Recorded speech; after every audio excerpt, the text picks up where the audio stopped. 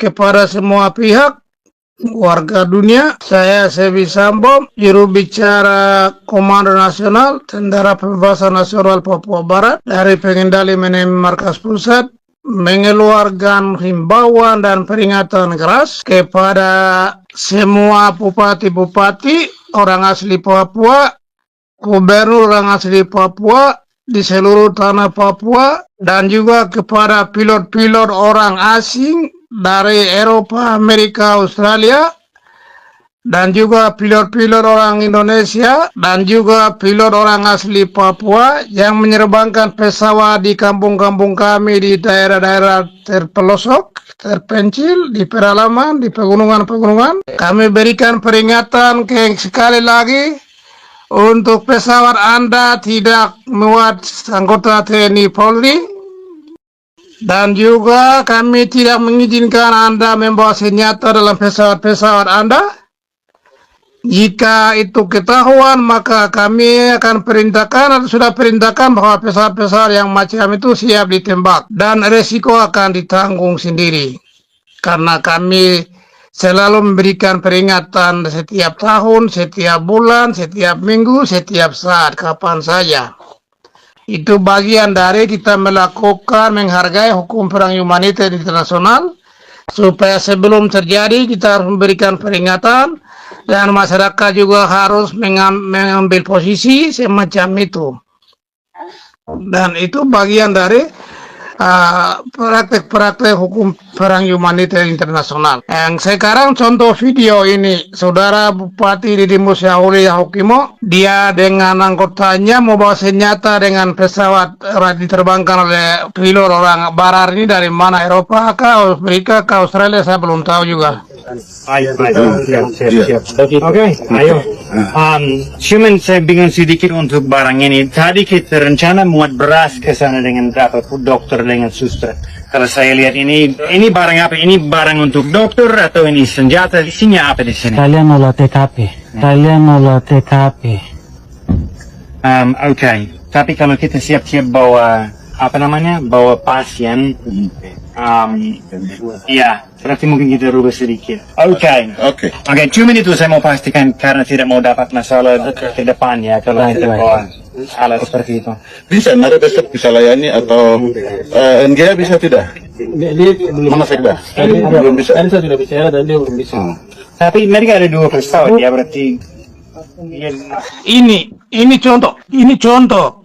Jadi hati-hati, kita peringatan. Di sini Didimus memuat senjata peralatan perang melalui pesawat ini, tapi pilot ini dia kasih peringatan bahwa jangan begitu. Jadi di situ mereka main pilot bisik itu, artinya yang begini tidak boleh bawa. Mungkin macam itu. Sadar baik-baik. Kamu pikir kita berjuang ini main-main begitu?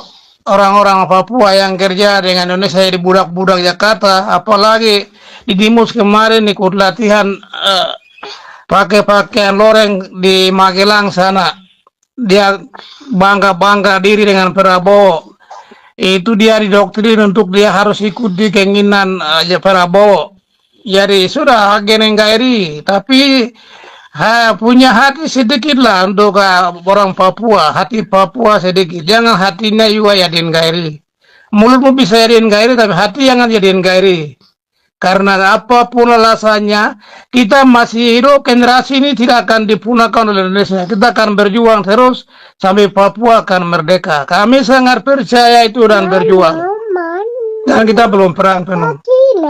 Saya sudah bilang kemarin, lapangan-lapangan terbang ini Didimus Syahuli juga harus bayar berapa lapangan terbang yang kami sebutkan wilayah itu. Pos-pos itu kami yang bangun.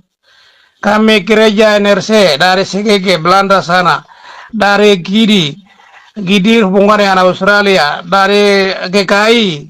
Kami yang bangun gereja-gereja itu di wilayah Jali itu. Di situ tidak ada gereja wilayah pelayanan kami itu Katolik tidak ada di sana. Katolik itu ada di Oksibil saja. Wilayah lain itu kebanyakan kami yang pelayanan dulu, dan kita yang buka-buka lapangan itu. Oleh karena itu jangan melawan, jangan melanggar peringatan kami.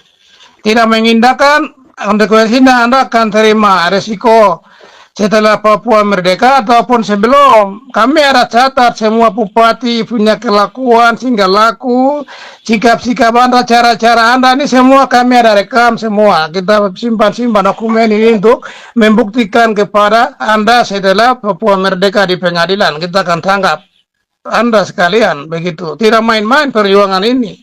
Perjuangan ini punya kita mengumpulkan data untuk menghukum orang setelah merdeka atau setelah macam Lenis Koya. Dia pikir dia itu cara terbaik. Dia sebenarnya diangkat sebagai panglima milisi sama dengan Iko Guterres. Jadi sampah-sampah itu.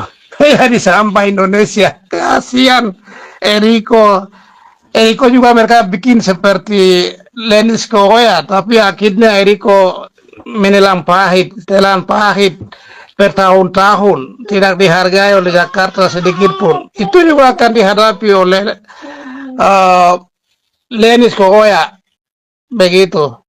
Oke, sekali lagi kami minta TPNPP 30 daerah pertahanan ketahuan pesawat mana yang muat anggota TNI Polri dan pesawat tembak saja. Kami bertanggung jawab. Saya sudah bilang, kita sudah batasi imigran tidak masuk wilayah perang, berarti kalau masuk bunuh saya. Kami Kepala Staf Mayen Trianu 1 dan juru bicara sebisa siap dihadiri di pengadilan kriminal internasional. Begitu. Karena demi rakyat, demi negeri kami siap dikandung. Begitu, hormat, harap dipahami. Terima kasih atas dukungan, serta kita semang baik. Wah.